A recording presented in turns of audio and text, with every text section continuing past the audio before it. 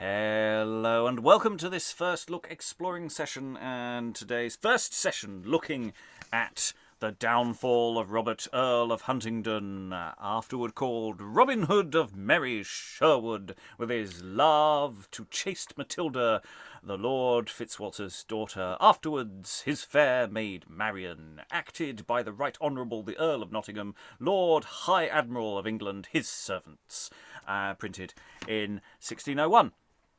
So, yes, we could call it Downfall of Robert, Earl of Huntington. We could call it just Robin Hood, maybe. But it's a little complicated because there's another one that follows soon after. It's not the downfall, but is the death. There's a bit of a spoilers there for Robin Hood Part 2. So we have more Robin Hood to come. There is more Robin Hood to come after this particular play, which we'll be doing over 3 sessions. It's primarily written by Anthony Munday. There may have been some Henry Cheadle in there as well, but generally it seems to be that that may not have survived into this particular version of the text. That might be later editions that don't appear here, but I'm sure that is something we might go into in more detail later on, because it's not like there's anyone in the room who knows chapter and verse as to what actually may have been going on with this play, or we may indeed. From 1598, it's a little further ahead in time than a lot of the plays we've been doing of late, but we are now starting to branch out. We can feel the edges of the 17th century coming closer to us with every day that passes as we start running out of 16th century and earlier plays to do.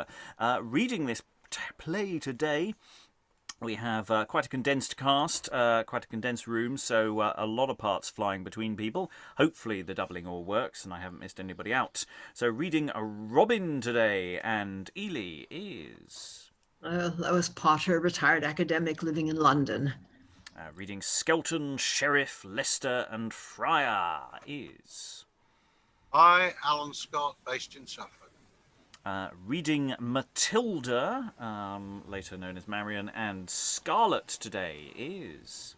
Rachael, Nicole, in blue.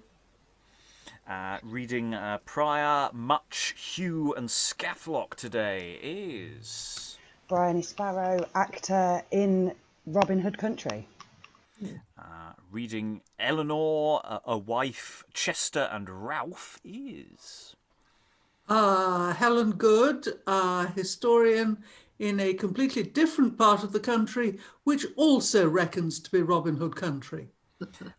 Reading Warman, a messenger and a boy today is... Hi. Hi, my name's Elizabeth Amisu and I'm an author based in Romford. And reading Eltham, Little John and Lacy today is... Hi, I'm Eric, and for a second there I thought you said Elton John, and I was like, okay, this is a different play. Yes, yeah, that might change the interpretation somewhat. And I'm your host, Robert Crighton. I will also be reading Prince John, as well as stage directions. There might be some dancing around with that to see how we go. And we've got some chunky stage directions to look at as we go. And we've also got quite a fair amount of text to go through, so we're going to, without further distraction, we're going to crack on with what in this version is called Act 1, Scene 1.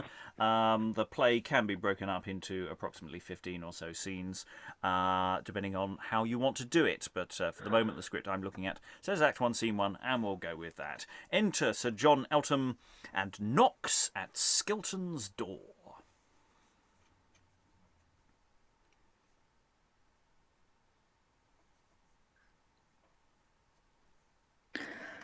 How Master helped Skelton? What, at study hard? And opens the door. Welcome and wished for, honest Sir John Eltham. I've sent twice, and either time he missed that went to seek you.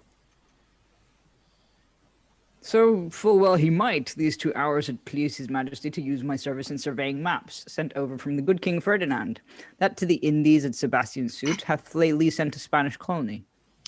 Then 'twill trouble you, after your great affairs, to take the pain that I intended to entreat you to, about rehearsal of our promised play. Nay, Master Skelton, for the king himself, as we were parting, bid me take great heed we fail not of our day. Therefore, I pray, send for the rest, that we may now rehearse. Oh, they're ready all, and dressed to play. What part play you? Why, I play Little John and came on purpose with this green suit. Hello, my masters. Little John is come. At every door, all the players ran out, some crying, "Where? Where?" Others, "Welcome, Sir John." Among others, the boys and clown. Faith, little Tracy, you are somewhat forward. What, our maid Marian leaping like a lad? You remember, Robin is your love. Sir Thomas Mantle yonder, not Sir John. But, master, Sir John is my fellow, for I am much the miller's son, am I not? I know ye are, sir. And gentlemen, since you are thus prepared, go in and bring your dumb scene on the stage. And I, as prologue, purpose to express the ground whereon our history is laid. Exeunt, the various players there. Remaining on stage, Skelton and Sir John Eltham, and we have a lengthy description here that may or may not overlap with elements that are going to follow in dialogue. So, trumpets sound. Enter first King Richard, with drum and ancient giving Ely a purse and sceptre. His mother and brother, John, Chester, Leicester, Lacy, others at the king's appointment doing reverence. The king goes in. Presently Ely ascends the chair. Chester, John, and the queen part displeasantly. Enter Egbert, Earl of Huntington, leading Marian. Follows him Warman, and after Warman the Prior. Warman ever flattering and making curtsy, taking gifts of the Prior behind, and his master before. Prince John enters, offereth to take Marian. Queen Elinor enters, offering to pull Robin from her, but they enfold each other and sit down within the curtains. Warman with the Prior, Sir Hugh Lacy, John Sentlow, and Sir Gilbert Broughton fold hands, and drawing the curtains, all but the Prior enter, and are kindly received by Robin Hood. The curtains are again shut. Sir John, once more, bid your dumb shows come in, that, as they pass, I may explain them all. So we've had the dumb show once, we get it again, now with descriptions. For anyone who may have been a little lost by what I just said, because text like this is really unlistenable, let's have it again, described by Skelton. So enter King Richard, etc. Richard, called Coeur de Lion, takes his leave, like the Lord's champion against the pagan foes that spoiled Judah and rich Palestine. The rule of England and his princely seat he leaves with Ely, then Lord Chancellor, to whom the mother queen, her son Prince John, Chester, and all the peers are sworn. Exit Richard, etc. Ely ascends the chair. Now Reverend Ely, like the deputy of God's great deputy, ascends the throne, which the Queen Mother and ambitious John, repining at, raised many mutinies, and how they ended, you anon shall hear. And they exit variously. Enter Robert, Earl of Huntington, leading Marian, etc. This youth that leads yon virgin by the hand, as doth the sun the morning richly clad, is our Earl Robert, or your Robin Hood, that in those days was Earl of Huntington. The ill-faced miser, bribed in either hand, is Warman, once the steward of his house, who, Judas-like, betrays his liberal lord into the hands of that relentless prior, called Gilbert Hood, uncle to Huntington. Those two that seek to part these lovely friends are Elinor the Queen and John the Prince. She loves Earl Robert, he made Marian. But vainly, their dear effect is such as only death can sunder their true loves. Long had they loved, and now it is agreed, this day they must be troth plight after wed. At Huntington's fair house a feast is held, but envy turns it to a house of tears, for those false guests, conspiring with the prior, to whom Earl Robert greatly is in debt, mean at the banquet to betray the Earl unto a heavy writ of outlawry. The manner and escape you all shall see. Which all good, Skelton? Aye, all these lookers on, whom, if we please, the king will surely be pleased. Look, your entrance, get you in, Sir John. And exit Sir John Eltham. My shift is long, for I play Friar Tuck, wherein, if Skelton have but any luck, he'll thank his hearers oft with many a duck. For many talk of Robin Hood, that never shot in his bow, but Skelton writes of Robin Hood what he doth truly know. Therefore I pray thee, contentedly stay ye, and take no offending, but sit to the ending. Likewise I desire, ye would not admire my rhyme, so I shift, for this is my drift. For mort I well thrive, to make ye all blithe. But if ye once frown, poor Skelton goes down. His labour and cost he thinketh all lost, in tumbling of books, of merry-go looks. The sheriff with staves, with catchpoles and knaves, are coming, I see. High time 'tis for me to leave off my babble and fond ribble-rabble. Therefore, with this courtesy, a while I will leave ye. And we can assume that's the exit of Skelton there. Lots of meta theatre games going on here. Games with real people. Skelton was a poet and playwright, and so was involved with this kind of thing. And that last little bit of text there, and this is typical Anthony Munday showing off kind of stuff, is what we might call Skeltonics. It's a short line, very bouncy, a bit of verse that is there as a bit of a tongue twister to show off an actor's skill. Or lack thereof. Yeah. So this is a really clever bit of interlaying of stuff that, if you know about Skelton, you know about this kind of convention here, that it's really nicely playful. If not, it's just fun, because you get the people coming on saying, "Oh, we're going to be playing this," and you're not supposed to be playing. The bit when Skelton's saying, "Remember, Robin is your love, not Sir John." The potential for fun there is huge. We get this dumb show, and then we get it again. So I wonder if the first time around it was just too quick, or how that works. And let's do it again, but slower. For anyone who has any questions at the back, Lois. Yeah, actually, I mean, as you know, they did this one in Red Not Dead, and it was just the opposite there, actually. They did it fairly slowly the first time, and then the second time they absolutely raced through it. It was hilarious. And then you got the sort of post facto explanation. But it'd be funny either way, I think. I mean, the other thing is, we did read Edward I. I think it was the first thing I was in fact. And there's a friar in that who also keeps going into these short-lined rhymes. I think there was some weird association between Friar Tuck, or the friar idea, and Skelton. Yes, for that is literally who he is going to play in this. And I do love that moment, which all good Skelton, the audience. It's there's an actual. We started already. So yeah, this is already playing really fun games. Any other thoughts, Elizabeth? Yeah, I was sorry. I was really interested in the play within a play. And I was wondering, is Robin Hood always Robin Hood, or is he only Robin Hood in the play within the play?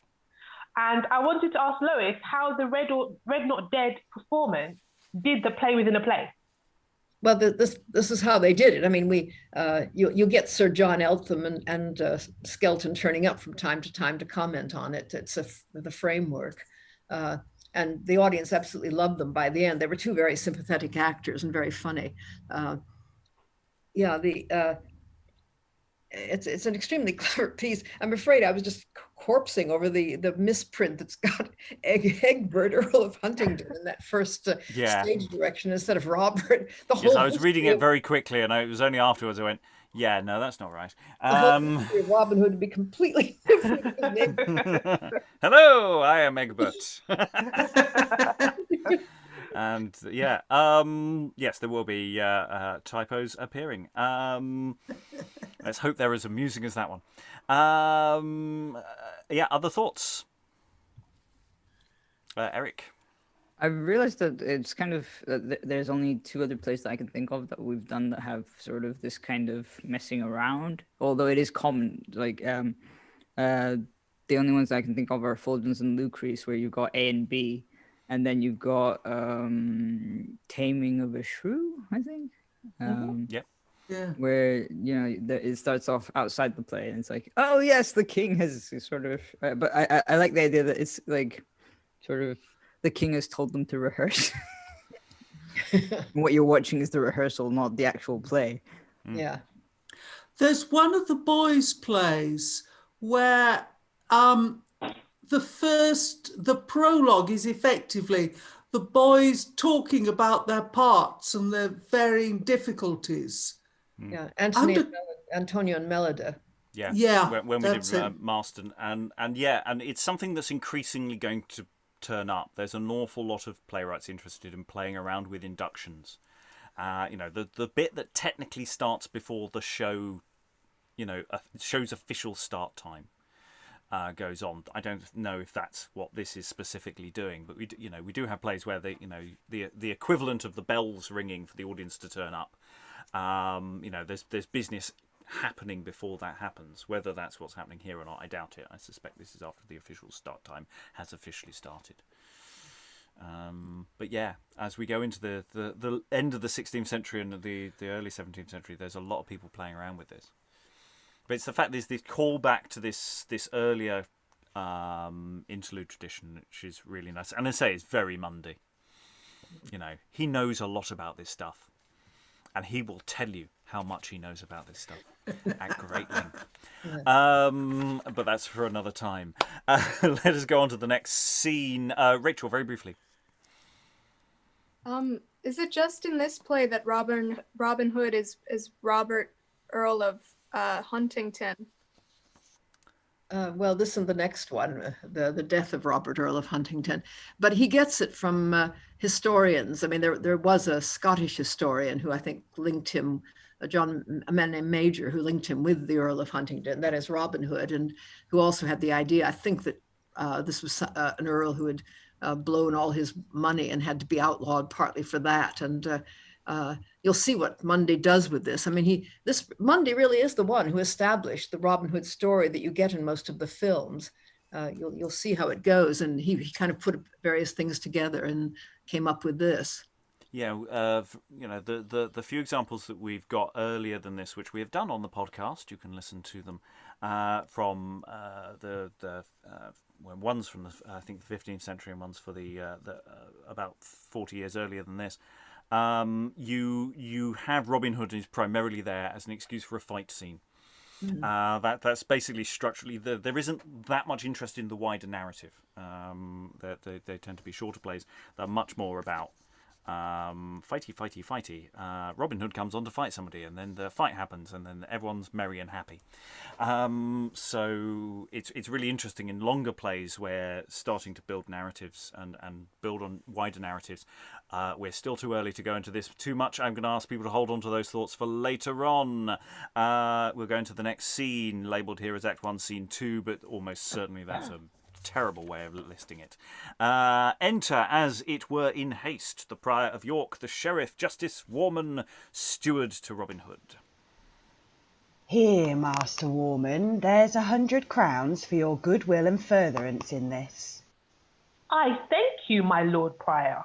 I must away, to shun suspicion, but be resolute. And we will take him, have no doubt of it.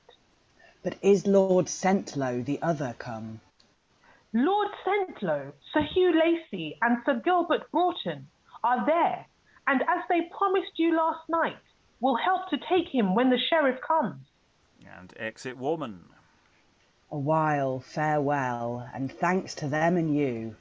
Come, Master Sheriff, the outlawry is proclaimed, and therefore quickly for more company, and at the back gate we will enter in. We shall have much to do, I'm afraid. No, they are very merry at a feast where Marian, daughter to Lord Lacy, is troth plighted to wasteful Huntington.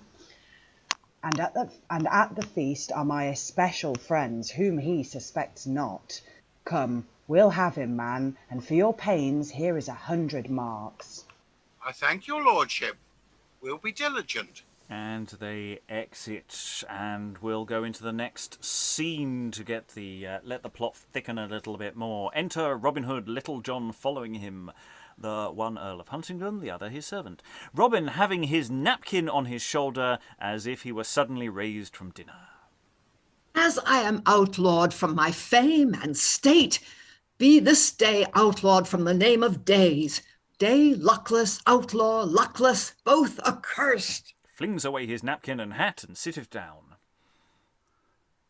Do not forget your honourable estate, nor the true noblesse of your worthy house. Do not persuade me. Vain as vanity are all thy comforts. I am comfortless. Hear me, my lord. What shall I hear thee say? Already thou hast said too much to hear. Already hast thou stabbed me with thy tongue, and the wide wound with words will not be closed. Am I not outlawed by the Prior of York, proclaimed in court, in city, and in town a lawless person? This thy tongue reports, and therefore seek not to make smooth my grief. For the rough storm thy windy words have raised will not be calmed, till I in grave be laid. Have patience yet. Yea, now indeed thou speakest. Patience hath power to bear a greater cross than honor's spoil or any earthly loss. Do so, my lord. Aye, now I would begin, but see, another scene of grief comes in. And enter what the script at this stage is calling Marian, though technically we should call her Matilda.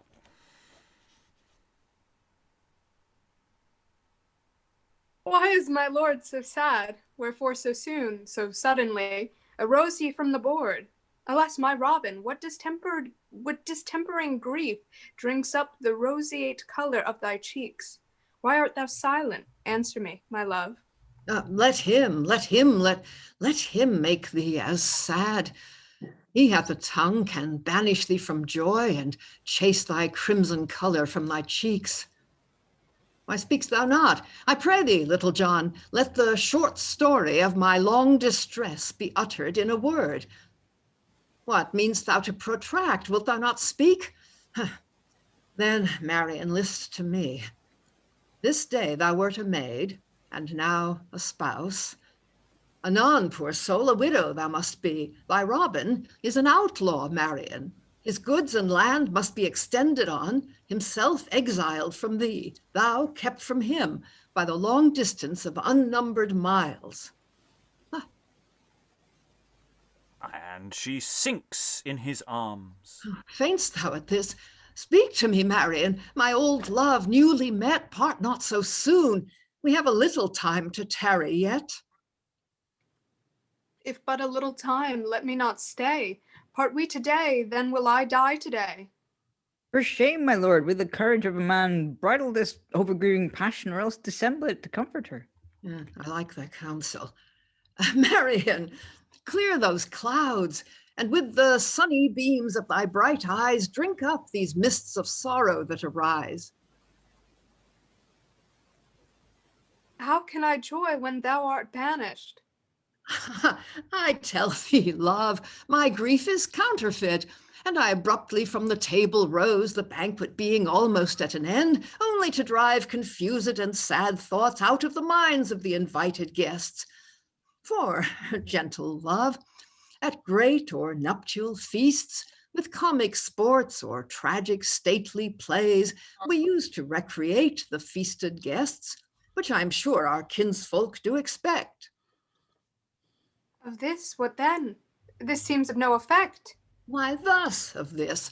As Little John can tell, I had bespoken quaint comedians, but great John, John the Prince, my liege's brother, my rival, Marian, he that crossed our love, hath crossed me in this jest, and at the court employs the players should have made us sport. This was the tidings brought by Little John that first disturbed me, and begot this thought of sudden rising, which by this I know hath with amazement troubled all our guests. Go in, good love, thou as the chorus shalt express the meaning of my silent grief, which is no more but this. I only mean, the more to honor our right noble friends, myself in person to present some scenes of tragic matter, or perchance of mirth, even such as first shall jump with my conceit. May I be bold thou hast the worst expressed? Fair mistress, all is true that my lord hath said. It is, it is. Speak not so hollow then, so sigh and sadly speak true sorrowing men. Believe me, love, believe me, I beseech, my first scene tragic is. Therefore, tragic speech and accents filling woeful action, I strive to get. I pray thee, sweet, go in, and with thy sight appease the many doubts that may arise.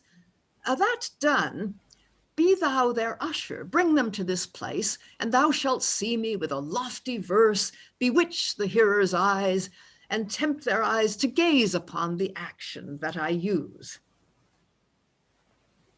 If it be but a play, I'll play my part, but sure some earnest grief affrights thy heart. Let me entreat ye, madam, not to fear, for by the honesty of Little John, it's but a tragic scene we have in hand, only to fit the humour of the queen. Who is the chiefest of your troth-plight feast? Then I will fetch your highness and the rest. And exit Marian. Aye, that same jealous queen, whose doting age envies the choice of my fair Marian. She hath a hand in this. Well, what of that? Now must your honour leave these morning times, and thus by my rede you shall provide. Your plate and jewels I will straight pack up, and toward Nottingham convey them hence. At Rowford, Southam, Wortley, Huddersfield, of all your cattle money shall be made, and I at Mansfield will attend your coming, where we'll determine which way is best to take. Well, be it so. A God's name let it be. And if I can, Marian shall come with me. Else care will kill her. Therefore, if you please, at that outmost corner of the garden wall, soon in the evening wait for Marian, and as I go, I'll tell her of the plan. Your horses at the bell shall ready be. Bell Savage. As whence as citizens that mean to ride for pleasure comes some small way, you shall set forth. Be it as thou dost say. Farewell a while. In spite of grief, thy love compels me smile. But now our audience comes. We must look sad. And so, yes, we assume Robin Little John put on the countenance of looking very sad. Enter Queen Elinor, Matilda, Centlo, Lacy, Broughton, Warman, Robin Stewart. As they meet, Little John whispers with Matilda / Marian and exits. How now, my lord of Huntington, the mistress of your love, fair Marian, tells us your sudden rising from the banquet was but a humour which you mean to purge in some high tragic lines or comic jests. Sit down, fair queen. The prologue's part is played. Marian hath told ye what I bade her tell. Sit down, Lord Centlo, cousin Lacy, sit. Sir Gilbert Broughton, yea, and Warman, sit. Though you my steward be, yet for your gathering wit, I give you place. Sit down, I say. God's pity, sit. It must be so, for you will sit when I shall stand, I know. And Marian, you may sit among the rest. I pray ye do, or else rise, stand apart. These helps shall be beholders of my smart. You that with ruthless eyes my sorrows see, and came prepared to feast at my sad fall, whose envy, greediness, and jealousy afford me sorrow endless, comfort small, know what ye knew before, what you ordained to cross the spousal banquet of my love, that I am outlawed by the Prior of York, my traitorous uncle and your toothless friend. Smile you, Queen Elinor. Laugh'st thou, Lord Centlo? Lacy, look'st thou so blithe at my lament? Broughton, a smooth brow graceth your stern face, and you are merry, Warman, at my moan. The Queen accept, I do you all defy. You are a sort of fawning sycophants, that while the sunshine of my greatness dured, revelled out all my day for your delights. And now ye see the black night of my woe, or shade the beauty of my smiling good, you to my grief add grief, and are agreed with that false prior to reprieve my joys from execution of all happiness. Your honour thinks not ill of me, I hope. Judas speaks first with master, is it I? No, my false steward, your accounts are true. You have dishonored me. I worshipped you from a paltry pen and inkhorn clerk, bearing a buckram satchel at your belt, unto a justice place I did prefer, where you unjustly have my tenants racked, wasted my treasure, and increased your store. Your sire contented with a cottage poor, your mastership hath halls and mansions built. Yet are you innocent, as clear from guilt as is the ravenous mastiff that hath spilt the blood of a whole flock, yet slyly comes and couches in his kennel with smeared chaps. Out of my house, for yet my house it is, and follow him, ye catchpole bribed grooms, for neither are ye lords nor gentlemen that will be hired to wrong a nobleman. For hired ye were last night, I know it I, to be my guests, my faithless guests, this day, that your kind host you trothless might betray. But hence, and help the sheriff at the door, your worst attempt. Fell traitors as ye be, avoid, or I will execute you all ere any execution come at me. And they run away. They run away, so ends the tragedy. Marian, by Little John, my mind, you know, if you will, do. If not, why, be it so. Offers to go in. No words to me, Earl Robert, ere you go? Oh, to your highness, yes. Adieu, proud queen. Had you not been thus poor, I had not been. Exit Robin. Thou wrongest me, Robert Earl of Huntington, and wert not for pity of this maid, I would revenge the words that thou hast said. Add not, fair queen, distress unto distress, but if you can, for pity make his less. I can, and will forget deserving hate, and give him comfort in this woeful state. Marian, I know Earl Robert's whole desire is to have thee with him from hence away, and though I loved him dearly to this day, yet since I see he deadlier loveth thee, thou shalt have all the furtherance I may. Tell me, fair girl, and see thou truly tell, whether this night, tomorrow, or next day, there be no appointment for thee to meet thy love. There is, this night there is, I will not lie, and be it disappointed, I shall die.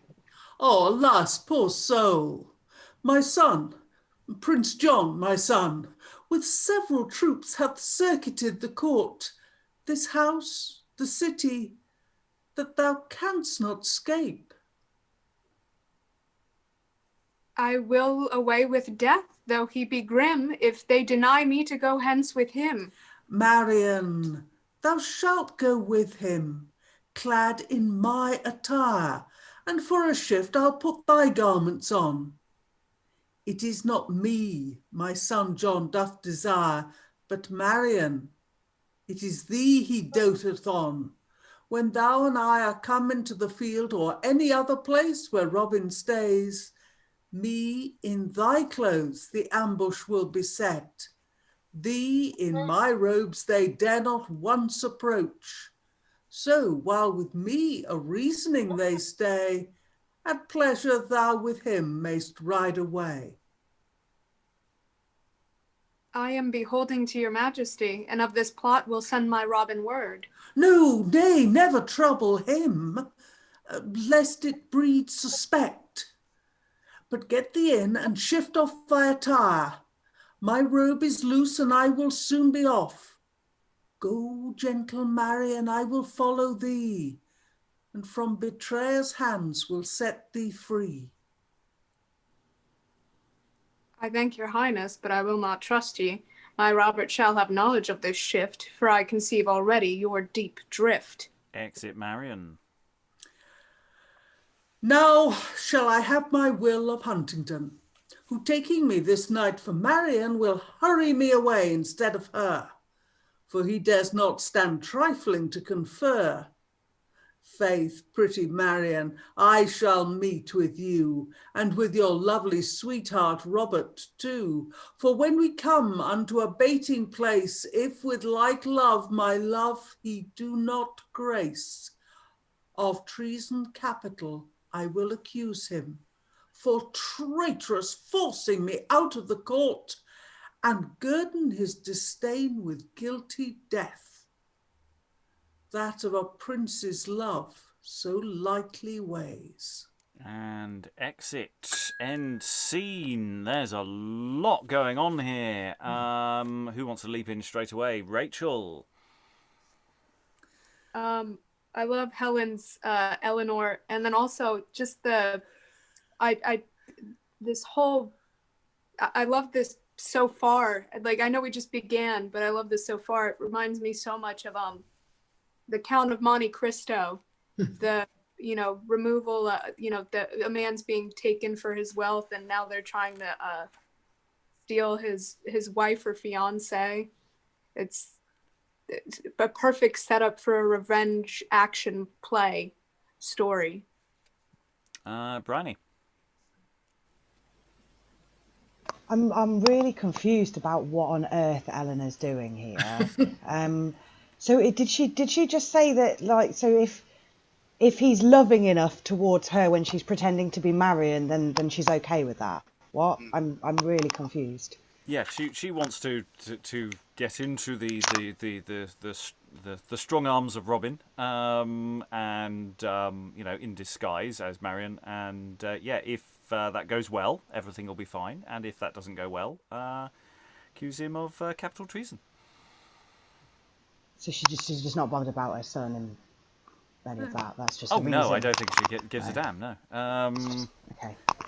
Yeah, this is so she's telling Marian, we'll swap clothes and no one will stop you because you'll be dressed like the Queen. But don't tell Robin any of this. No, that'll be fine. But Marian / Matilda, though she is called Marian in the text so far, even though she shouldn't be.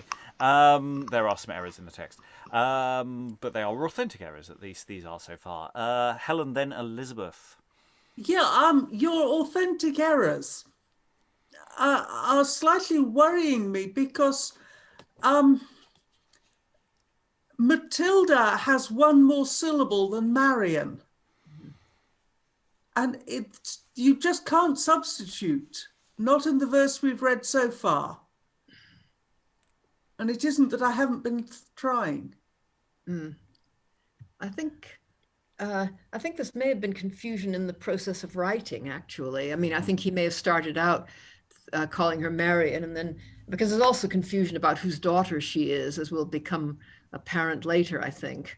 I don't know whether this is all Munday or Munday and somebody else getting confused, but at any rate, there are some funny inconsistencies. Elizabeth.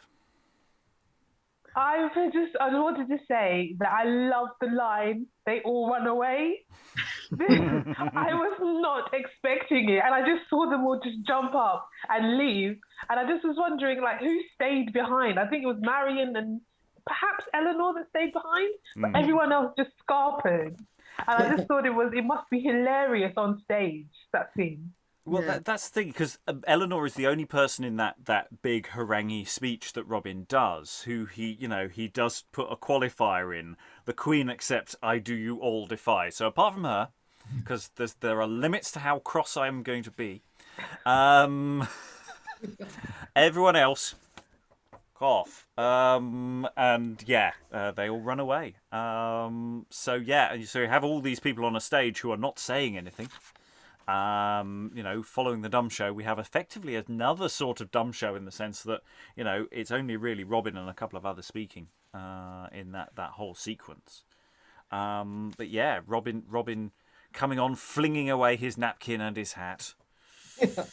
Wow, you can tell he's cross. You can tell he's cross. But it's napkin and hat. If it was just napkin or just hat, wouldn't be the same thing. Helen. It's elite dining. Your napkin, you may as well get it right. Your napkin was over your left shoulder, so that when you got your fingers nicely greasy in the joint, you could rub them on it. Ooh. That was elite dining. And where are they keeping the hat? On the head, usually. Oh, right, okay. Just checking. It's important to get these Don't things mock. I'm very sensitive to mockery. Well, he's also the Earl, so he can presumably keep it on even if other people are having to take theirs off. I don't know. That's true. That's true. But yeah, Munday really likes these complicated sort of, it's almost a play within a play here too. He comes out genuinely depressed and then he tells Marian, I was just putting on an act, I'm not really miserable. There's no real reason for that, even except to keep her from fainting on the floor again, I suppose. Okay. Any other thoughts before we gather some more data? Rachael? No, just a question about these hats. Did you have to take your hat off for somebody who was higher social status or rank for you or something when you were eating? Yeah, I think what usually happened, Helen probably knows better, but people took their hats off in the presence of someone of higher rank, who was usually, if he was at all polite or dignified, would tell them to put it on again, partly to keep their heads warm, again, I know this because of Eastward Ho, where there's this dreadful woman who insists on having people's hats off and says, you may not put your hat on yet, whereas everybody else is saying, pray be covered, that's the standard thing. And people ate with their hats on. Indoors. People had their hats on all the time. Yeah, going hatless in public is, is not a good thing. Not a good thing. Good old days. Good old days. Anyway, we're going to move on to the next scene. What we've got listed as Act 2, Scene 1, but maybe a nonsense. Enter Little John fighting with the sheriff and his men. So we've finally got a fight. I've been waiting for a fight. It's Robin Hood. It's basically a setup for a fight. Warman persuading him. Or pursuing him. I'm going to go with pursuing him. Yeah. Warman, stand off. Tittle tattle, tell me not what you can do. The goods I say are mine, and I say true. I say, the sheriff must see them ere they go. You say so, Warman. Little John says no. I say I must, for I am the King's Shreve. Your must is false, your office, I believe. Oh, down with him! Down with him! You bark at me like curs, but I will down with 20. Stand, and who goes there of you? If ye stand long tempting my patience, why, master sheriff, think you me a fool? What justice is there that you should search my trunks or stay my goods for that my master owes? Here's Justice Warman, steward to your lord, suspect some coin, some jewels, or some plate that belongs unto your lord are in your trunks, and the extent is out for all his goods. Therefore, we ought to see none that be conveyed. True, Little John. I am the sorrier. A plague upon ye else, how sore ye weep. Why say thou upstart that there were some little help in this distress to aid our lord and master comfortless? Is it thy part, thou screen-faced snotty nose, to hinder him that gave thee all the We'll give Eric a moment to recover from screen-faced snotty nose, which... I didn't expect that. Nobody expects a snotty nose. Is it thy part, thou screen-faced snotty nose, to hinder him that gave thee all thou hast? Enter Justice Warman's wife, oddly attired. Who's that, husband? You? Means he you? Aye, by Our Lady is it. I thank him. Ah, ye knave you! God's pity, husband, why didst know your worship send the knave to Newgate? Well, Master Sheriff, shall I pass or no? Not without search. Then here the casket stands, and any that dares unto it set their hands, let him begin. Do, husband! You are a majesty, a warrant. There's odd knacks, chains, and other toys. But not for you, good Madam Beetlebrows. Out upon him! By my truly Master Justice, if ye do not clap him up, I will sue a bill of remorse, and never come between a pair of sheets with thee.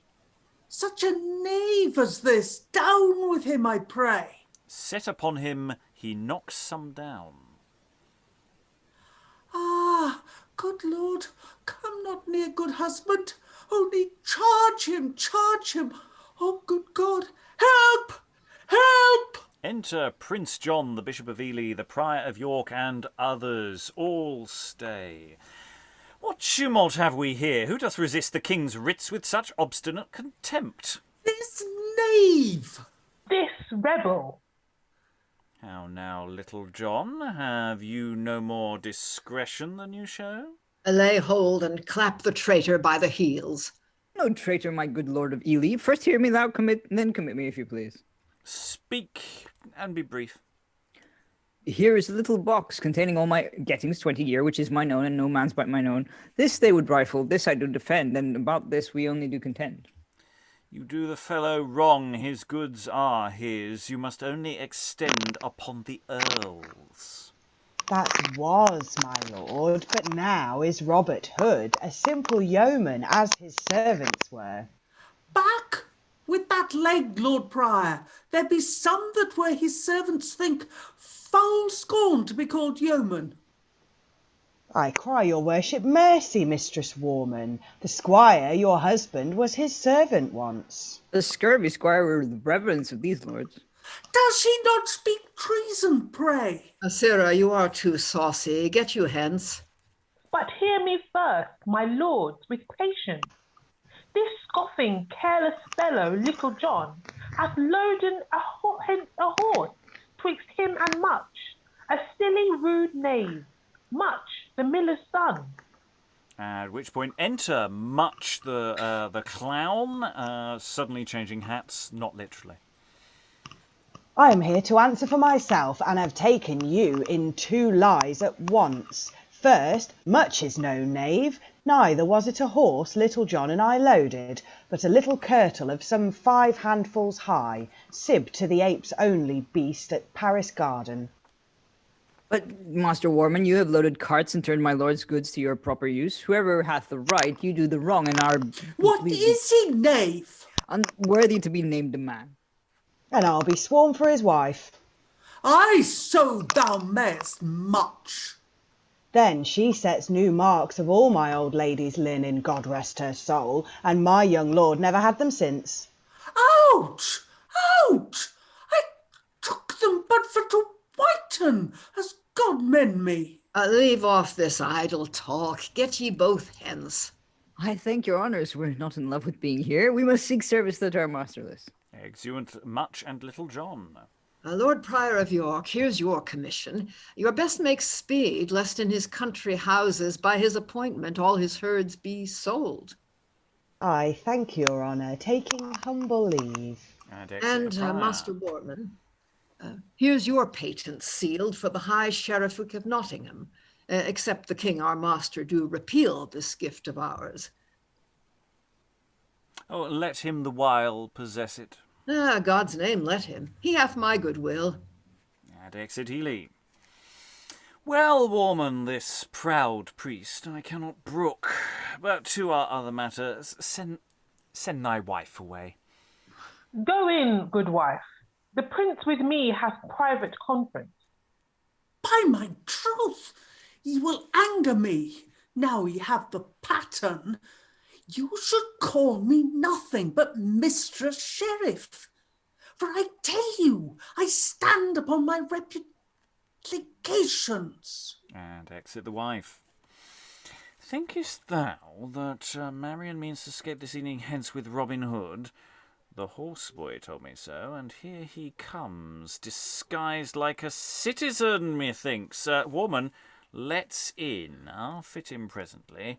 Only for Marian am I now his enemy. And we'll pause there, mid-scene, as Prince John and Warman exit. The bailiffs are in.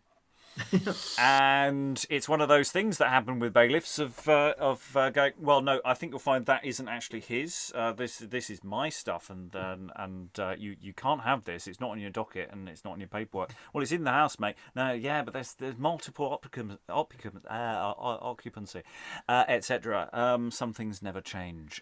Briony.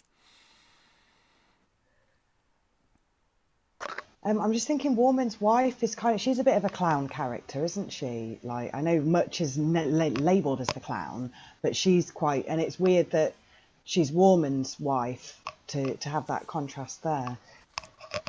Yeah, that she's been additionally added a note that she's French, and that some of her speech is deliberately slightly wrong. So that maybe there's a translation problem coming with this character. Though whether that is an accurate reason for why the character is like that, I do not know. Lois. Yes, I'm puzzled about that bit about her being French. It's the first time I've seen that actually in a text of this play. And it doesn't seem necessary. I mean, women, wives, unworthy wives who've been, jumped up from lower rank generally talk like that anyway. I mean, malapropisms and so on. It's just, this just shows that lower ranks, but people can't speak properly. Oh. Yes, that seems to be the primary thrust there. That's why I didn't read it out when the actual stage direction came out, because I wasn't quite sure why. It's there to explicate that the wife is not that it isn't a spelling mistake basically for the way that she's written. That is deliberate. But the reasons why, I think, is still very much an open question. Eric, then Rachael. I was quite the line "We are not in love with being here" feels very, very modern, like sort of dropping shade or something. It's just like, what? It's just like, oh, we're not in love with being here. We're gonna leave now. And also, I just like the whole swear words or / insults. Good Mrs. Beetlebrow and all that stuff. Yeah, because of course, they're creating noise and resistance by presumably they know that she's likely to get incredibly upset at any level of insult, and therefore creates chaos in the scene that they might be able to use as resistance, so that they can get on with extricating as much of their stuff as they can. And of course, this question of how truthful they're being. Is it their stuff, really? Or is it not? I have to say I'm quite interested with Prince John. Prince John basically doesn't actually like anybody very much. It seems actually reasonably fair to a degree of just going, well, no, that's not his, that's yours, that's fine. Stop being an arse. Don't like the prior. He actually seems weirdly, apart from the fact he's not doing anything for Robert, he's sort of, a lot of what he's saying is actually quite reasonable. It's not like he's an evil figure, which is... Yet, well, but in terms of our expectation of Prince John, he's not playing to our modern expectations of that yet. Rachael, then Briony. I was gonna ask about the sheriff. Like, what are these checkpoints for? Just like, is it a security checkpoint that they do these things and that they're checking people's goods, or is it sort of like modern highways where people take a toll to pass through? And is it have to do more with like whatever the feudal lord in that area is, or the king himself? Well, I think Helen wants to jump in on that one. Yes. If you have got some sort of forfeiture of goods, as in this case, the goods are forfeit to the crown. So everything that's movable, the crown can take. But obviously somebody's got to do it, and it's the responsibility of the sheriff to organise the people to do it. And one of the things they've got to do is to make sure that various members of the household aren't running out of the back door with all the most valuable stuff. And that's what's happening here.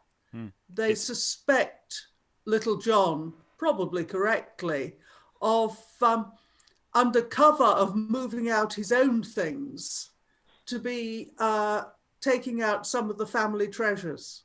Yeah, so it's Plate, jewellery. It's not a generalised thing that's happening on the street. It's specifically happening on Earl Robert's estate or one of his houses on that level. Briony.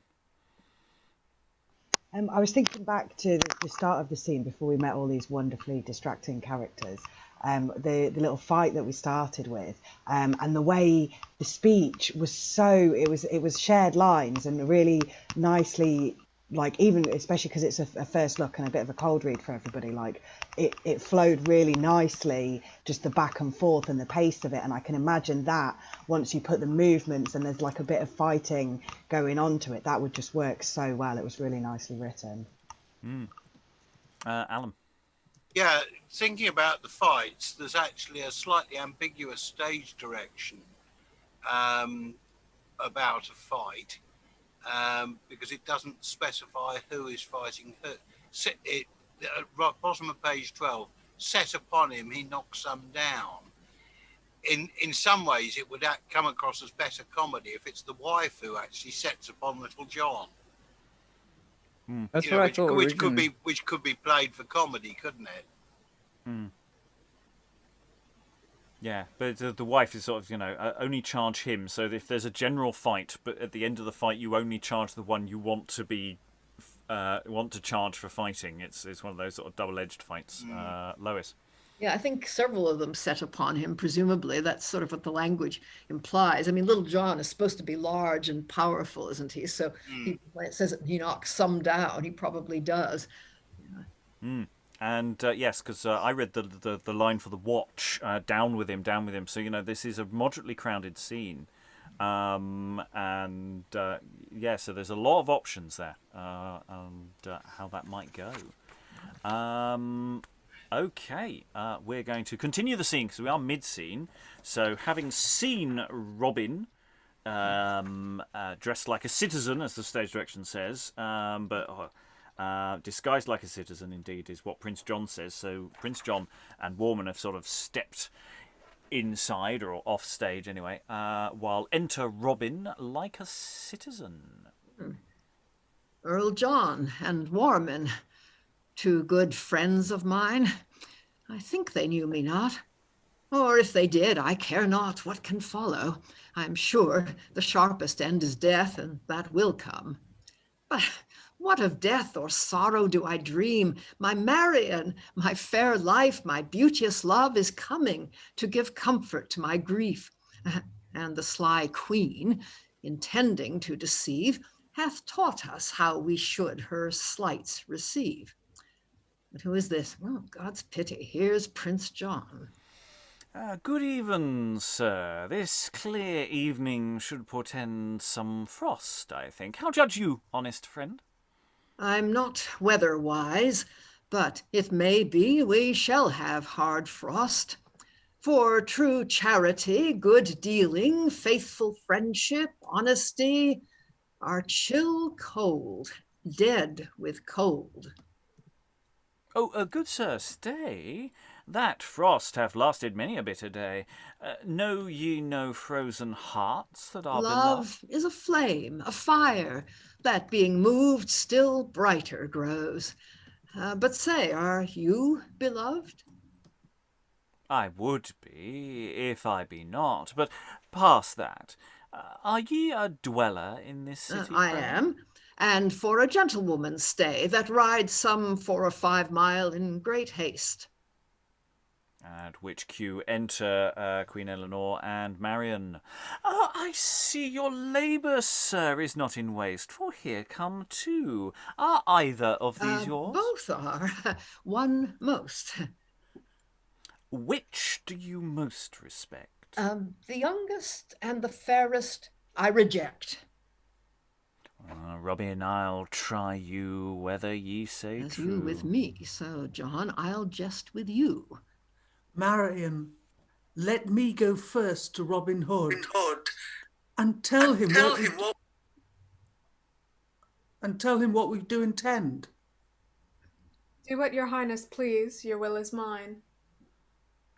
My mother is with gentle Marian. Oh, it doth grieve her to be left behind. Shall we away, my Robin, lest the Queen betray our purpose? Sweet, let us away. I have great will to go, no heart to stay. Away with thee! No, get thee far away from me, foul Marian, fair though thou be named, for thy bewitching eyes have raised storms that have my name and noblesse ever shamed. Prince John, my dear friend once, is now for thee become an unrelenting enemy. But I'll relent and love thee if thou leave her. And Elinor, my sovereign mother queen, that yet retains true passion in her breast, stands mourning yonder. Hence, I thee detest. I will submit me to her majesty. Great princess, if you will but ride with me a little of my way, I will express my folly past and humble pardon. I grant, Earl Robert, and I thank thee too. She's not the Queen. Sweet Robin, it is I. And, sorceress, thy beauty I defy. If thou have any love at all to me, bestow it on Prince John. He loveth thee. Exeunt Robin and Marian. And I will love thee, Robin, for this deed, and help thee too in thy distressful need. Wilt thou not stay, nor speak, proud Huntington? Ay me, some whirlwind hurries them away. Follow him not, fair love, that from thee flies, but fly to him that gladly follows thee. Wilt thou not, girl? Turn'st thou away from me? Nay, we shall have it then, if my quaint son his mother gain to court. Wilt thou not speak, fair Marian, to Prince John that loves thee well? Good sir, I know you do. That can maintain thee. Aye, I know you can, but hitherto I have maintained you. Ah, my princely mother! Aye, my princely son. Is Marian then gone hence with Huntington? Aye, she is gone. Ill may they either thrive. Mother, they needs must go whom the devil drives. For your sharp fury and infernal rage, your scorn of me, your spite to Marian, your overdoting love to Huntington, hath crossed yourself, and me it hath undone. I in mine own deceit have met deceit. In brief, the manner thus I will repeat. I knew with malice that the Prior of York pursued Earl Robert, and I furthered it. Though God can tell for love of Huntington, for thus I thought, when he was in extremes, need and my love would win some good regard from him to me, if I relieved his want. To this end came I to the mock spouse feast, to this end made I change for Marian's weed, that me for her Earl Robert should receive. But now I see they both of them agreed in my deceit. I might myself deceive. Come in with me. Come in and meditate how to turn love to never-changing hate. In by yourself. I pass not for your spells of youth and beauty. Still you are the foe. The curse of Rosamond rests on your head, fair rose, confounded by your cankerous hate. Oh, that she were not as to me she is, a mother whom by nature I must love. Then I would tell her she were too base to dote thus on a banished, careless groom. Then should I tell her that she were too fond to trust fair Marian to an exile's hand. I'll just pause there before a messenger comes in. So, yes. Yes. Whoa. No. Yes. No. Yes. It's all good broad stroke stuff, isn't it? It's yes. Following on from that thing of who knows whom is who, or who is whom, as it were. Thoughts from the room before we move on, because technically the scene isn't over yet. Elizabeth. I love the line, "I have maintained you." And I think Helen just got it spot on. It was so funny. I really loved it. Yes, it's all Freudian nightmares all over the shop. Alan. I must admit, I always thought that modern panto scripts were a recent confection, but this one is. I mean, there's so much of this which is carried over into panto. It's unbelievable. Well, Robin Hood and panto have a long history together. So but I didn't realise just how ancient a tradition, because you've got all of these sort of half-assed disguises which work for a while. It's. We've already had the Brokers Men under another name. I suppose you could do more with the bailiff scene, couldn't you? In quite a panto-y way. Helen, and then Lois. With a certain amount of, we're reading this cold, but with a certain amount of preparation, this could be so funny. Yeah. It's absolutely superb humour. And Elinor and Prince John are a joy. We've done a certain amount of Munday so far, but it's John a Kent and John a Cumber. There's just to remind the room of the one they liked. I won't remind them of the one they didn't. Lois.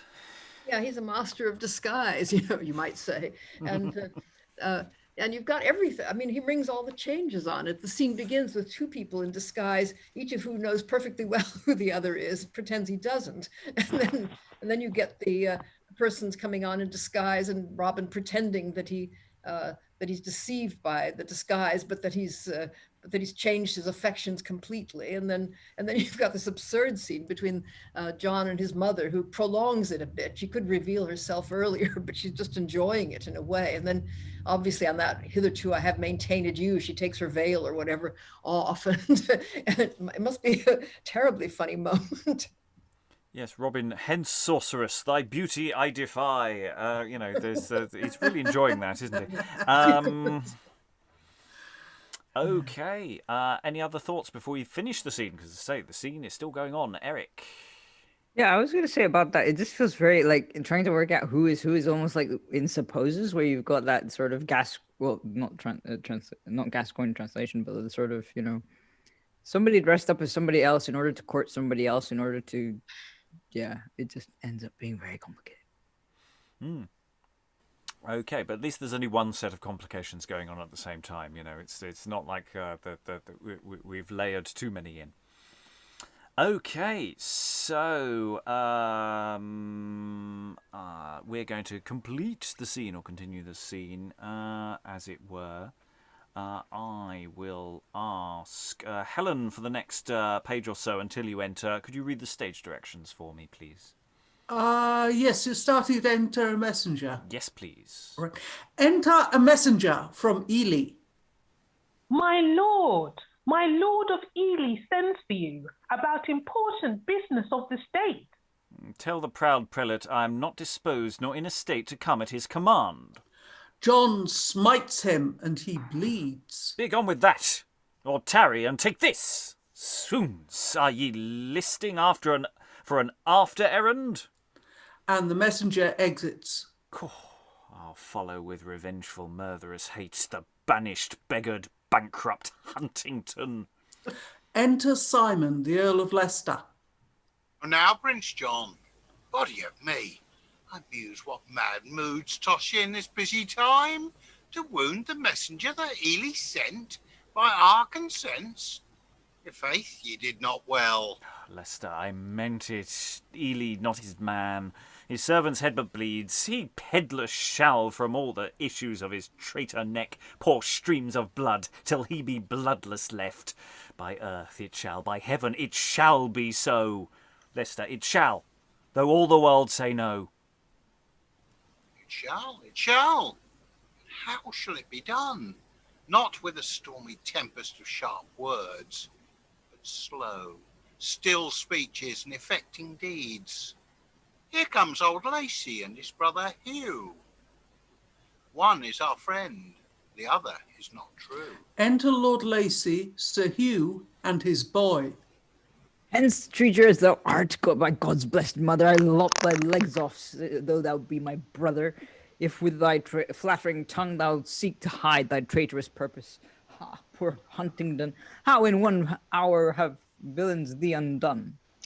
If you will not believe what I have sworn, conceit your worst. My Lord of Ely knows what I say is true. Still facest thou? Draw, boy, and quickly see that thou defend thee. Patience, Lord Lacy. Get you gone, Sir Hugh. Provoke him not, that he hath told you true. You know it, that I know the Prior of York, together with my good Lord Chancellor, corrupted you, Lord Sentlow, Broughton, Warman, to feast with Robert on his day of fall. They lie that say it. I defy ye all. Now, by the rood, thou liest. Warman himself, that creeping Judas, joyed and told it me. Let me, my lords, revenge me of this wretch by whom my daughter and her love were lost. For her let me revenge. With bitter cost shall Sir Hugh Lacy and his fellows buy fair Marian's loss, lost by their treachery, and thus I pay it. John stabs him and he falls, and the boy runs in. Sure payment, John. There, let the villain lie, and for this old Lacy honours thee, Prince John. One treacherous soul is sent to answer wrong. Enter Ely, Chester, officers, and Hugh Lacy's boy. Here, my lord. Look where my master lies. What murderous hand hath killed this gentle knight, good Sir Hugh Lacy, steward of my lands? Ely, he died by this princely hand. Unprincely deed. Death asketh death, you know. Arrest him, officers. Oh, sir, I will obey. You will take bail, I hope. 'Tis more so than he may. Chester, he may by law. And Who are his shall. bail? And I? I. You are confederates. Holy Lord, you lie. Be reverent, Prince John. My Lord of Ely, you know, is regent for his majesty. But here are letters from his majesty, sent out of Joppa in the Holy Land, to you, to these, to me, to all the state, containing a repeal of that large grant and free authority to take the seal into the hands of 3 lords temporal and the Lord Archbishop of Rouen he sent, and he shall yield it, or as Lacy lies desertfully for pride and treason stabbed, he shall ere long lie. Those that intend as I follow this steely ensign lift on high. Prince John lifts up his drawn sword and exits with Leicester and Lacy. 1,000 ensigns of sharp steel and feathered arrows from the bow of death against proud John, wronged Ely will employ. My Lord of Chester, let me have your aid to lay the pride of hot usurping John. Some other course than war let us bethink, if it may be. Let not uncivil broils our civil hands defile. God knows that I for quiet of the realm would aught forbear. But give me leave, my noble lord, to fear when one I dearly loved is murdered under the colour of a little wrong done to the wasteful Earl of Huntington, whom John, I know, doth hate unto the death, only for love he bears to Lacy's daughter. My lord, it's plain this quarrel is but picked for an inducement to a greater ill, but we will call the council of estate, at which the mother queen shall present be, Thither by summons shall Prince John be called. Leicester and Lacy, whom it seems favour some factious purpose of the prince. You have advised well, my lord of Chester, and as you counsel, so do I conclude. And They they leave. all exit. Yes, thank you. There. Well, that escalated quickly, didn't it? Oh, there's a messenger. I don't like you. Slap, slap, slap. To stabby, stabby. And yeah, I was not quite sure why I was doing that. Apart from that, it just caught me in a bad mood. Yeah. That escalated. That escalated. I think we can now definitely go with Prince John. Bit of a wrong 'un now. I think we can definitely take that step away from, no explicit badness yet. Helen. The one who's been killed is Sir Hugh Lacy. Yeah? Is that right? Seems to be, yes. And Sir Hugh Lacy is brother to Lord Lacy, who is the father of Marian. For the time being, yes. Yes, Don't confuse me further. Now, the boy is a page rather than a son to Sir Hugh Lacy. That Is that yes, right? that seems to be so. Yes. I think the first boy is because it says "and his boy," so in the first stage direction is Lacy's like the first Marian's dad's page, and then the second page enters. So No, Hugh he runs and his away boy, and and then comes we got back. Hugh Lacy's boy. I think it's the same boy. Oh yeah, good point. Sorry, He runs off and comes back. I missed the exit. Bad things happening, sir. Kind of thing. Yeah. Briony. I'm glad it's not just me that is really struggling with who the hell anybody is, because this is the worst I've ever struggled for this before, I think. So who was it? Somebody was made Sheriff of Nottingham earlier, were they not? Who was that? Warman. That was Warman. Okay, cool. Right, thank you. Yeah, the reason why you're confused is the text is not consistent. There are some genuine inconsistencies in the text. Now, in production, I think they're all very fixable. But at this stage, being the evil person that I am, I'm going to present most of the obvious issues. I do occasionally put things in the right order, if they're obviously wrong. But sometimes I'm just mean and just put everything out as printed. Rachael, I think I saw a hand, and then I'll return to Briony. No, you're good, Briony. I was just going to sort of add to that, it's not a criticism against the script per se, the plot maybe, because like you say, there were inconsistencies in the script, but also I think the multi-rolling is adding to the confusion a little bit as well. It's not necessarily like I'm so confused it's annoying me. There's still some really good lines in there and plenty to get your teeth into.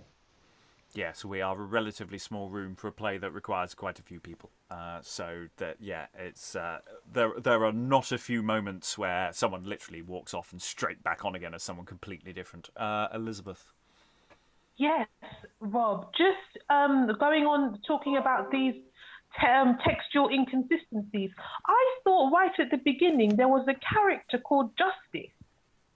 That there was a character who came on stage called Justice, who was the sheriff. No, probably a chief No? or something. But there was a local sheriff as opposed to the sheriff of Nottingham at one point. That kind of figure. So I think it was more the bailiff kind of sheriff level. Okay. There's definitely someone who's been called a justice, because I think that's how Warman has been described as well. So in the sense he was beneath Robin in the household, as it were, running quite large scale things. I think that's the sort of. But he wasn't a servant in the way of. He was slightly detached. I think described as steward, basically. Yeah, but I'm not sure if it's quite literally that. But I could be wrong. Eric, then Lois, then Helen. I just wanted to mention the line, the banished, beggared, bankrupt Huntington. That must have been a joy to say. It just reminded me of this thing that I was watching in behind the scenes of Blackadder, where they had noticed that Rowan Atkinson had trouble, not trouble, but like he pronounces B with this very, like he has trouble with the letter B. So they gave him the word Bob to pronounce. So he had to stop before every single B in the text. And it was just like, it made me think like whether that was a stylistic choice or just like he wrote it for a specific actor or not. I don't know. Yeah, it has to be said, my interpretation of Prince John, I don't usually start with subtlety or anything, but, he became less subtle as it went on because it's just blood. Everything's blood. Within a few lines, it just he really degenerates fast. Lois, then Helen, then Rachael. Yeah, I think you'll find he's quite mercurial. The thing about the Sheriff of Nottingham, I mean, this is one of the things in the old ballads that they would have known, I think, the old little digest of Robin Hood, which was one of the first things to get printed, has a bit where Robin is telling his men to go out, and he says, "These bishops and these archbishops, you shall them beat and bind. The high Sheriff of Nottingham, him hold ye in your mind." And no one's ever explained why he's, got this thing about the Sheriff of Nottingham. But anyway, Munday has decided, I think, to give him some kind of backstory. And so he makes him a treacherous steward who then gets promoted to this important position for betraying his master. So, I mean, that's all Munday's idea as far as I can see. I do love also the fact when Prince John gets arrested, he just goes, "You will take bail." And it's just to go, well, your victim's not it's more than your victim's going to get. And that whole thing, he died by this princely hand. You can't possibly arrest me anyway. Yeah, he's just dripping with privilege. Helen, then Rachael. Yeah, I was going to be very boring about how one became a sheriff, but it's utterly irrelevant to the play, which is much more fun without it. Okay, but maybe we'll look forward to that another time. Rachael? I wouldn't. No, it's just what Eric was saying about that thing. I think it gives that one line with the repetition of the bees. I don't know, you could have it where he's so overly angry, like foot stomping angry and just like, opening and closing his mouth like a fish or something over the top. Cool. Okay, we have one more scene, I think, to do this session, so we're going to crack on with it. As labelled here, we've got it as down as Act 2, Scene 2. That's basically meaningless. Enter Robin Hood and Matilda. Yes, Marian will now consistently be called Matilda for a while, until it isn't. So enter Robin Hood and Matilda at one door, Little John and Much the miller's son at another. Look, I beseech thee, marry and amen. Blessing betide them. It be them indeed. Ah, for my good lord and my little lady. What, Much and John, well met in this ill time. In this good time, my lord, for being met, the world shall not depart till we die. Say'st thou me so, John? As I am true maid, if I live long, well shall thy love be paid. Well, there be on us, simple though we stand here, have as much love in them as little John. Much I confess thou lovest me very much, and I will more reward it than with words.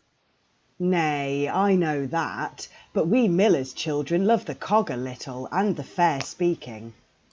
And is it possible that Warman's spite should stretch so far that he doth hunt the lives of bonny Scarlet and his brother Scathlock? Oh, aye, sir. Warman came but yesterday to take charge of the jail at Nottingham, and this day he says he will hang the two outlaws. He means to set them at liberty. Such liberty God send the peevish wretch in his most need. Now, by my honour's hope, yet buried in the low dust of disgrace, he is to blame. Say, John, where must they die?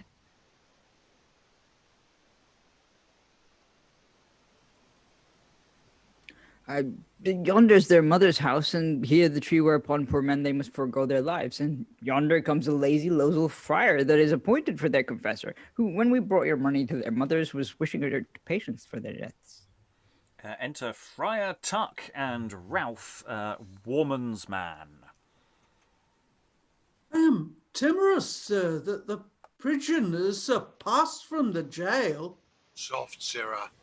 By my order I protest. Ye are too forward. 'Tis no game, no jest. We go about. Matilda, walk afore to Widow Scarlet's house. Look where it stands. Much, man, your lady. Little John and I will come unto you thither presently. Come, madam. My lord has appointed the proper man to go before ye. Be careful, Robin, in this time of fear. Exeunt Much and Matilda. Now, by the relics of the Holy Mass, a pretty girl, a very bonny lass. Friar, how like you her? Marry, by my hood, I like her well, and wish her naught but good. Ye protract, Master Friar. I obsecrate ye with all courtesy. Omitting compliment you could vouch, or deign to proceed. Deign, vouch, protect, compliment, obsecrate. Why, Goodman Tricks, who taught you thus to prate? Your name, were you never christened? My nomination, Radolph is, or Ralph. Vulgars corruptly used to call me Rafe. Oh, face, foul corruption of both paradise, when idiots witness travail to be wise. Age barbarous, times impious, men vicious, able to upraise, men dead many days, that wanted to praise of the rhymes and the lays of poets laureate, whose verses did decorate and their lines lustrate, both prince and potentate. These from their graves see asses and knaves, base idiot slaves, with boastings and braves, offer to upfly to the heavens high, with vain foolery and rule ribaldry. Some of them write a beastly delight, suffering their lines to flatter these times, with panderism base and lust to uncase.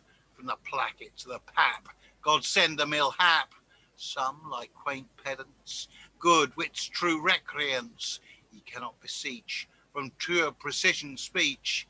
Divers as nice, like this odd vice, or word makers daily, others in courtesy, whenever they meet ye, with new fashions greet ye, changing every congee, sometime beneath knee, with good sir, pardon me, and much more foolery, paltry and foppery, dissembling knavery, hands sometimes kissing, but honesty missing. God give no blessing to such base counterfeiting. Stop, Master Skelton, stop. Whither will you run? God's pity, said John Eltham. John! I had forgot myself, but to our play. Come, goodman's fashions, let us go our way unto this hanging business. Would for me some rescue or reprieve might set them free. And we'll just pause there as we have the exit of Friar and Ralph. So this is a lovely moment where Master Skelton gets so into his rap that he forgets himself and just keeps going, and Little John has to sort of nudge him and say, no, hang on, it's not this show. Desist with the Skeltonics now, Master Skelton. And we have this moment where we're taken out of the play, and we're reminded that this is a play within a play. And yeah, it's quite charming. I like that. Yeah, the Friar / Skelton just gets completely loses himself in his word play that he has to be stopped, and you can almost see the rest of the company just standing around, just going. God, I wish I'd read ahead. Yeah. Yeah, and it's one of those things where the beat and the rhythm of it has to actually really tumble over itself, and it really is a set piece show off moment. Otherwise, Little John stopping you isn't half so amusing as it could be. I also love the way that Ralph, and it's a really good point because we've talked about the name of Ralph or Rafe, and this really does show that very nicely. Is going, my name is Ralph. but some people insist on calling me Rafe, and it's and I'm sure some of us who have names that can be diminutives. There are official names that we have, and there are the names that people insist on calling us. So that's a good one to note for future reference when we're talking about how to pronounce Ralph. We have to make a decision. Does he like what other people want to call him? Do other people call him Ralph, or do they call him Rafe? Etc. Elizabeth. Yes, Rob. I was thinking about what the Skeltonics means, because I know that like when you have verse, it's usually of someone of higher status, and then when you have sort of prose, it's usually someone of lower status. But the Skeltonics is somewhere in the middle of that, and I was wondering like what they're supposed to signify. Well, it's basically a quirk that Skelton got up to as a versifier. It's show-offy, broadly. I don't think maybe someone who's more qualified can give a more accurate definition of what we're talking about here. But yeah, this sort of tumbling, never-ending, flowing stream is just something that Skelton did a lot. Other people have done. So I used it here. I don't normally use that sort of turn of phrase because it is literally Skelton as a personification on stage. So yeah. Am I vaguely accurate, by the way? If anyone else in the room has a better definition of Skeltonics. No, that's right. I mean, Skelton did write a lot of verse in these very short lines, and for some reason, it's very much associated with friars. I mean, we get short lines in plays where friars appear as well, and they're the same sense. I mean, we certainly got it in Edward the First, and I think there's one or two other places you can almost always tell that it's kind of approaching Robin Hood territory when you get it too. I think somehow the friar, the friar is in the Robin Hood plays. That one which finishes up. What is it? She is a trull of trust to serve a friar at his lust. I mean, it starts going in the same direction. Yes, a pricker, a prancer, a terror of sheets, a wagger of bollocks where another man sleeps.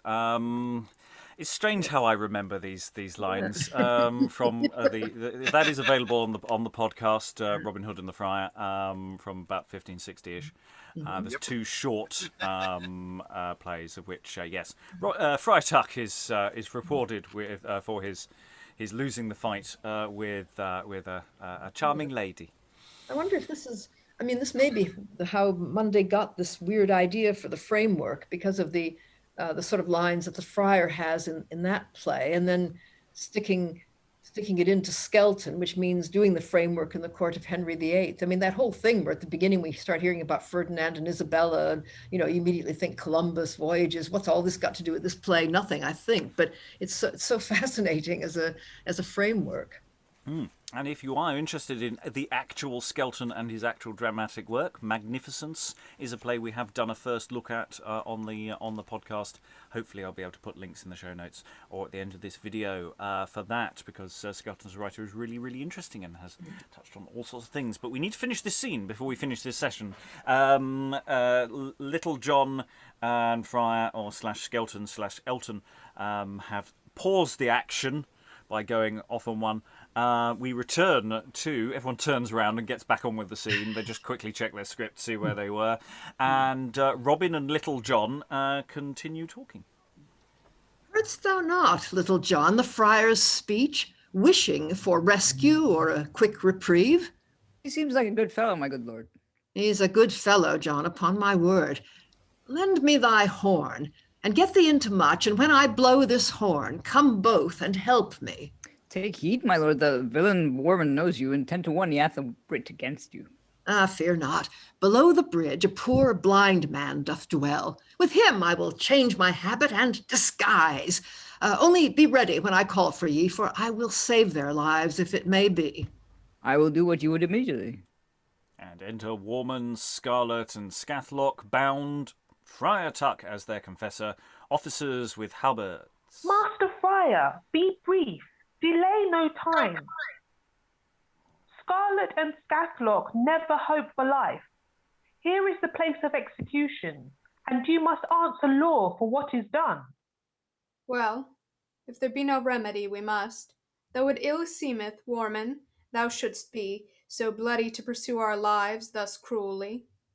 Our mother saved thee for the gallows, Warman. His father did prefer thee to thy lord. One mother had we both, and both our fathers to thee and to thy father were kind friends.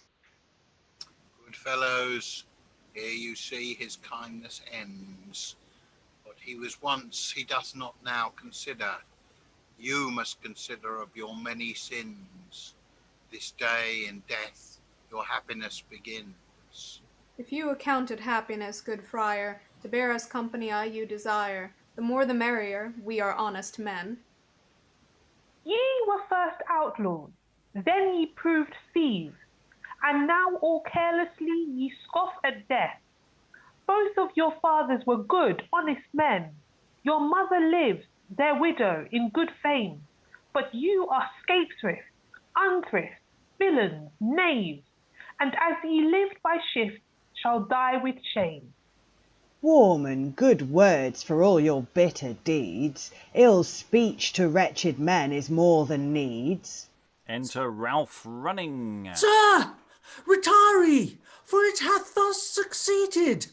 The carnifex, or executor, riding on an ill curtal, hath titublated, or stumbled, and is now cribblified with broken or fractured tibiates, and sending you tidings of success, saith you must be his deputy.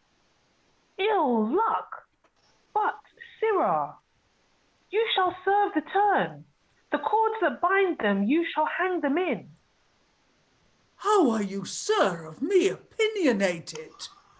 Not to possess your seneschalship or shrievalty, not to be Earl of Nottingham, will Ralph be nominated by the base, scandalous vociferation of a hangman. Enter Robin Hood like an old man. Where is the Shreve, kind friends, I ye beseech? With his good worship, let me have some speech. There is the sheriff, father. This is he. Friar, good alms and many blessings, thank ye. Sir, you are welcome to this troublous shire. Of this day's execution did I hear. Scarlet and Scathlock murdered my young son. Me have they robbed and helplessly undone. Revenge I would, but I am old and dry. Wherefore, sweet master, for Saint Charity, since they are bound, deliver them, me, that for my son's blood I revenged may be. This old man lies. We ne'er did him such wrong. I do not lie. Ye wot it too well. The deed was such as you may shame to tell. But I with all entreats might not prevail with your stern, stubborn minds all bent to blood. Shall I have such revenge then, master sheriff, that with my son's loss may suffice myself? And Robin whispers with them. Do, father, what thou wilt, for they must die. I never heard them touched with blood till now. Notorious villains, and they made their brags. The Earl of Huntington would save their lives, but he is down the wind, as all such shall, that revel, waste and spend, and take no care. My horn once winded, I'll unbind my belt, whereat the swords and bucklers are fast tied.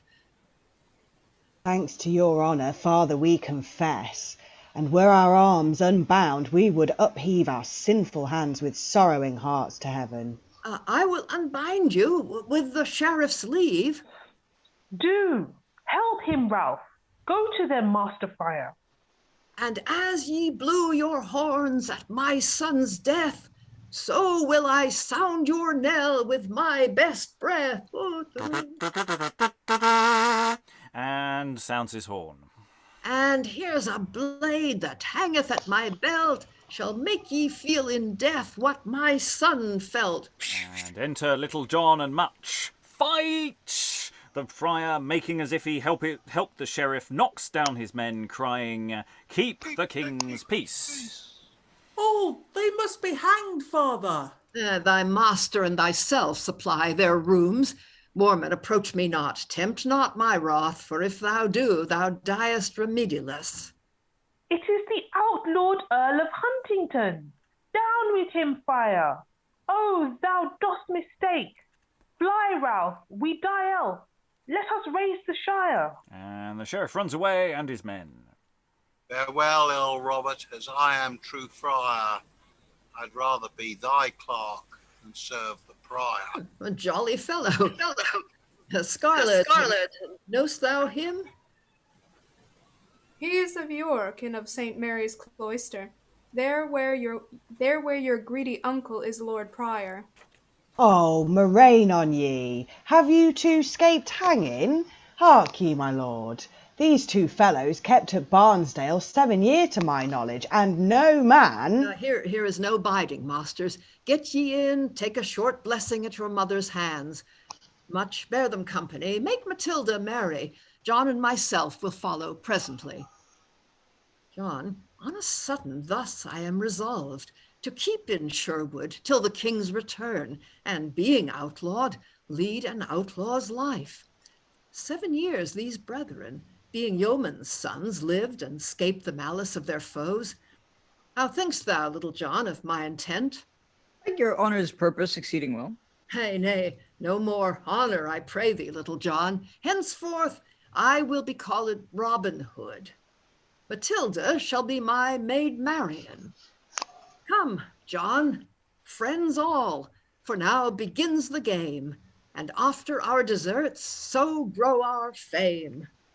And the origin story is complete.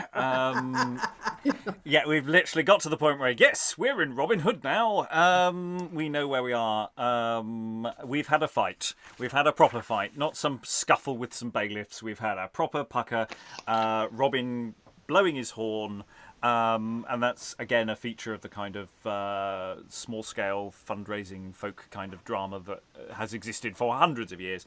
And presumably continues to exist at the same time as this.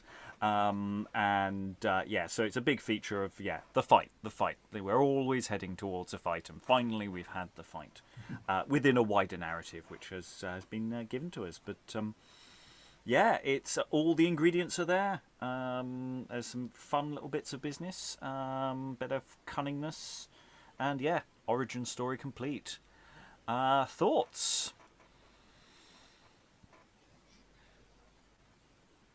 Rachael, are you having a thought, or are you? I'm not sure. Oh. Any other thoughts? I'll go to Eric while Rachael. We'll see if Rachael has a thought. I just like the idea that like John agrees, sort of going, I like your purpose, your honor's purpose exceeding well, and it's just like sort of. Like if he said, "Yeah, no, your plan's shit," what would have happened then? It's just like sort of this sort of bounce. He's sort of the soundboard for all of Robin's ideas. So yeah. Yes, and he is this very clearly signposted assist, as it were, and they're very, very, very much a double act. Lois. Yeah, the fight is obviously quite comic in many ways. I mean that bit where they're saying, Friar, thou mistakes, is obviously after the friar has just swung his staff and knocked down the wrong person. From his point of view, the right person. But I mean, there's quite a lot that could be going on, but you'd have to kind of make it clear. Yes, the stage direction again describes the action that is going to follow within the dialogue. So when I read, the knocks down his men, that presumably comes around that moment. Yeah. And therefore, that line of dialogue, "Keep the king's peace," should happen. Down with them, Friar. Should happen in the middle of effectively that Warman's line, potentially. Lots of options there. We are into extra time, so I will start going around the room. But I'll go to Helen first. Do you have a thought before final thoughts? Yeah, this is meant in a very friendly spirit, but the American pronunciation of Robin Hood doesn't fit the meter.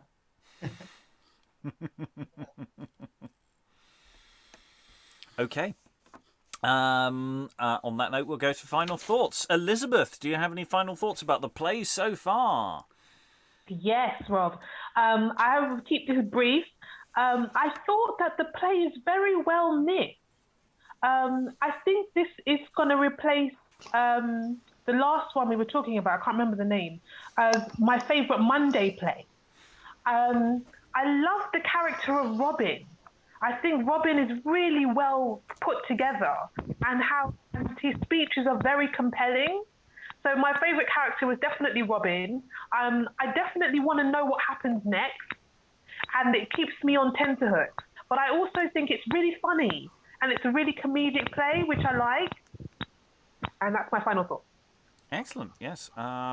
It's interesting comparing it with the plays we've done on the podcast, where Robin, is a very broad stroke figure and potentially more of a cad / also occasionally a bit of hiding behind Little John a little bit at times as well. So it's quite interesting what you have to do with Robin to make him work in a larger framework, outside of something that's just pencil. That speech when he's going for the lords assembled and is a really nice piece of work.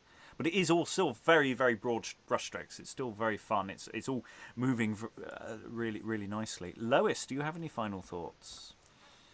Well, no, I love this play, and as I've said, it's the one that established the basic trajectory of the Robin Hood story. I mean, it tied it to King Richard.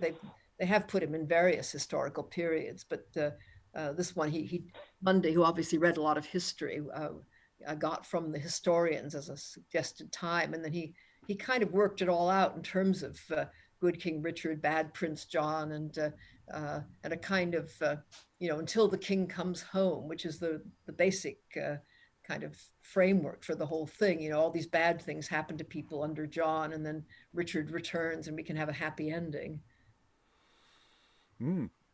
Yes, it does feel like we're in very familiar territory, which is nice. Briony, any final thoughts? I'm really intrigued by this one. There's enough there that my confusion about who's who and what's going on occasionally is not too much. But yeah, I really want to see more of these characters. There's been some really good moments so far. And yeah, this is a play that's juggling a lot of characters, and it's keeping them mostly up in the air and keeping them working, and hopefully we don't have sudden late onset disappearing, plot lines. I don't think we will. Alan, any final thoughts? Yeah, I mean, I think the thing is that there are some areas where it's difficult to follow who is who, but I think the whole thing would have been played at very considerable pace. And there's obviously scope for an awful lot of business with the fight scene, the chase sequences, and so on. And there's a lot of comedy in there. Some of the verbal humour, I think, probably has dated a bit. The malapropisms are interesting to look at and a bugger to read cold. And, the Skeltonics thing is great if you have actually got to the point where you've learned it. The problem I was getting was it was running over more than the window I've got visible on screen. So it was actually trying to work out where the heck is this going? When have I got space to take a breath? Yeah, circular breathing I think is required. I've never trained in that. Helen, talking of horribly convoluted words, Ralph came back and with a whole series of jargons there, which was quite interesting. I'm very interested in Ralph. He does seem to have a very high opinion of where he should be situated, by the way he's talking. Yes, I mean he's obviously a character that one has to find a home, a place. You have to learn where he's coming from and where he's going to. He's not he at the moment I haven't got him pegged at all. Upwardly mobile was my thinking. Oh, I definitely upwardly mobile, but just how sane is he? Was what I was worrying about, because he doesn't seem to me to be sensible in any sense of the word. What I like about this play is that up till now we haven't had much where the comedy comes out of the situation,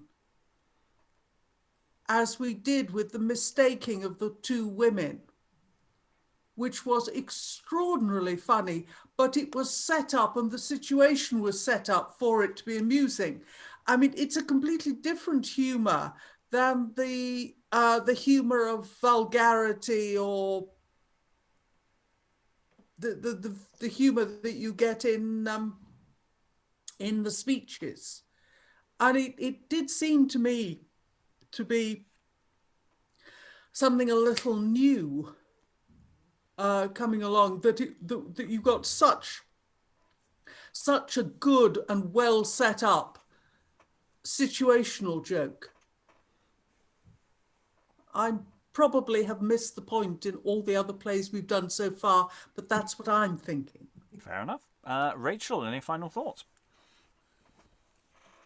No, I really like this one a lot. I think that's about it. It has a great balance of humor, but I think there's